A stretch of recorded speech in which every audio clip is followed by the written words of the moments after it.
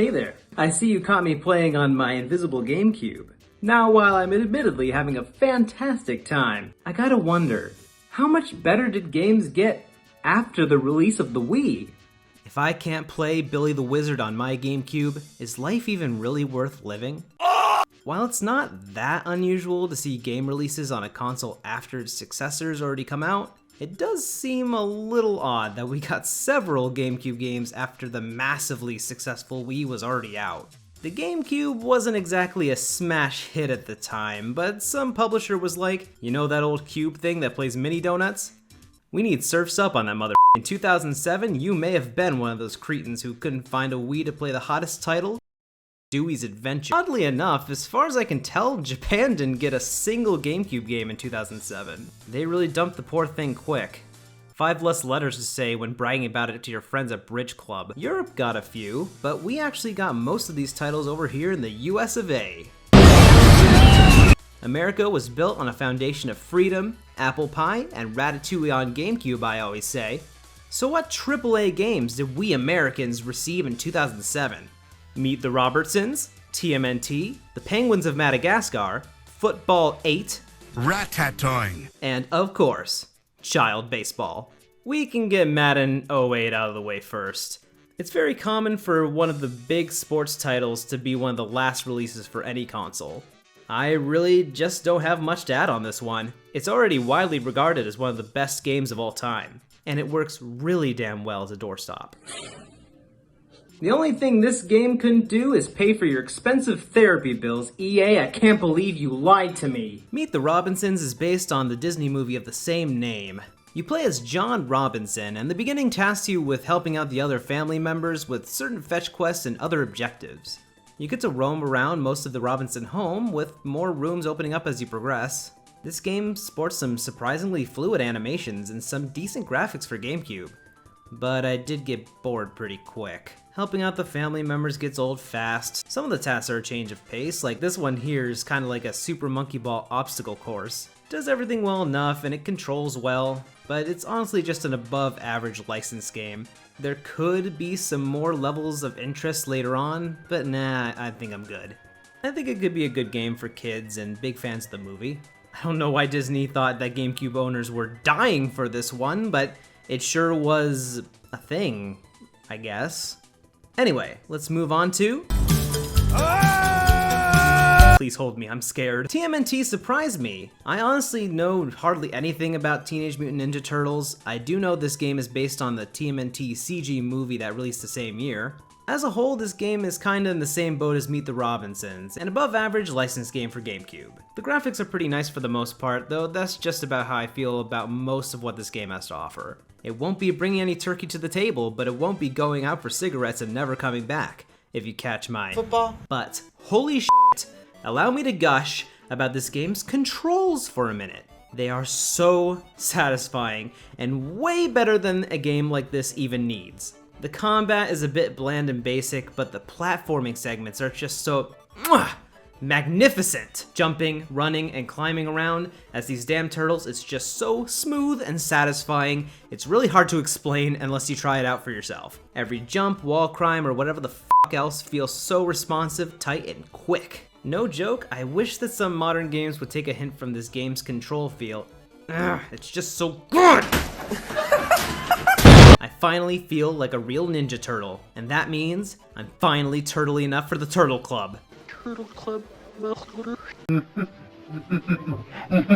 Surf's Up is based on the animated movie from the same year. No, it's not based on the Beach Boys album from 1971. I know that was definitely your first assumption. I may be calling it early, but we may have a winner in terms of overall quality here, folks. I can't believe I'm saying this, but Surf's Up for GameCube is actually really fun. I might actually come back to it in the future. It does have some of those typical licensed game trappings, the cheap feeling menus, and this thing. This game is extremely similar to SSX, just with more straightforward surfing as opposed to the snowboarding, which is weird because this game is published by Ubisoft. The boosting mechanics, how you do tricks, it all feels nearly identical to SSX, which is owned by EA Sports. Thick! I don't know if they just copied ideas from SSX or borrowed the engine somehow, but you know what? It paid off. If you enjoy games like SSX, no joke, you're probably gonna enjoy Surf's Up. I swear it's actually pretty fun. Even if this voice actor sounds like she was recorded through a funnel in a public bus bathroom. That one sounds good! What a pleasant surprise that game was. What do we have next? Yes, The Black Plague.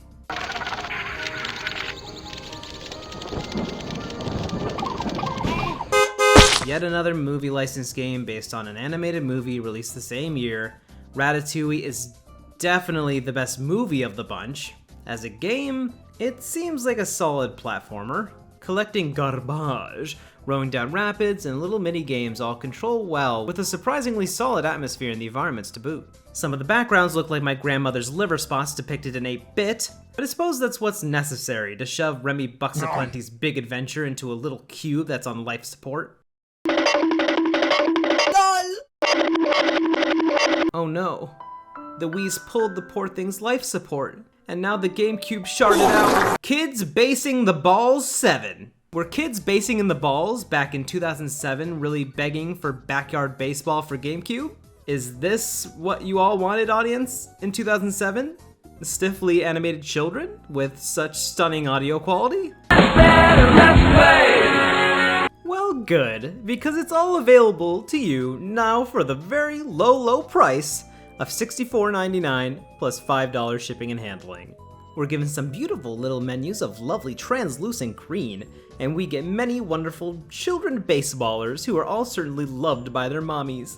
Then we get to hop into a match of The Ball, featuring some cool robot people. Dante Robinson's dad is a police officer. He better not steal when he's around. You want a piece of this, bitch, daddy? And it's, baseball for children. I know very little about baseball, to be honest, and this lack of music with the constant humming sound is making me uncomfortable. I don't think I can trust children who call themselves ballers anymore. This has to be the most baffling late release of all, if I'm gonna be honest. I know sports games are a common pick, but this? I know the Backyard Sports Series thing was popular, and no offense if you're nostalgic for the series. I just highly doubt kids were dying to play this on their GameCube.